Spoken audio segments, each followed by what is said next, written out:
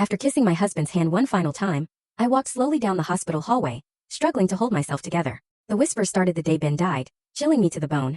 She doesn't know. My husband, the man I loved, was gone, but the sickening feeling of betrayal had just begun. And I knew deep down, I was about to uncover a truth that would shatter my entire world. It all started that horrible day. I was still reeling, numb with grief, when I heard it. A whisper from the nurses that cut straight through me, revealing secrets they clearly thought I'd never uncover.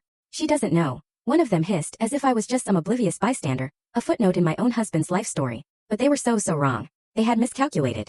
Because a locked hospital room, my husband's suddenly missing phone, and a text message sent after he was declared dead.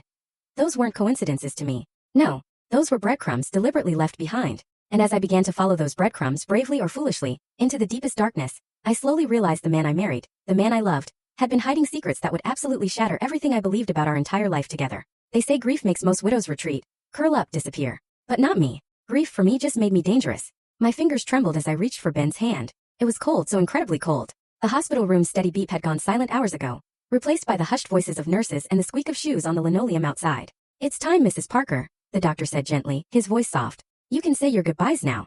I just nodded, completely unable to form any words. Just 3 days ago, Ben had kissed me goodbye before work, complaining about a headache. By lunchtime he was in the ER. By evening in a coma. And now he was just gone. A massive stroke at 35. It felt unreal. "Can we have a moment alone?" I managed to ask, my voice barely a whisper. The room cleared, and I sat beside the bed, studying my husband's face. I traced the lines around his eyes that appeared when he laughed, the small scar above his eyebrow from a childhood fall. His dark hair still messy just like always. "Ben," I whispered, tears finally falling. "I don't know how to do this without you." I brushed my thumb across his knuckles, remembering how those hands had held mine through everything.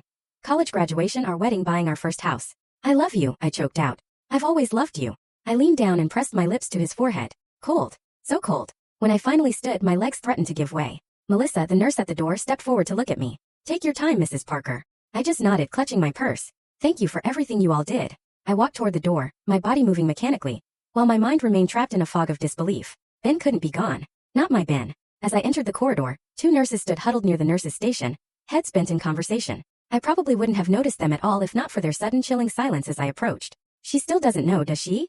one whispered. "No," the other replied, her voice tense. "And if she finds out, we're finished." I froze mid-step. They hadn't seen me yet. What didn't I know? What were they hiding? The nurses glanced up, their eyes widening when they spotted me. They quickly dispersed, one suddenly fascinated by a patient chart, the other hurrying down the hall. I turned back toward Ben's room, but the door was already closed. Full story on the channel. Link below. Click now and watch what happened next.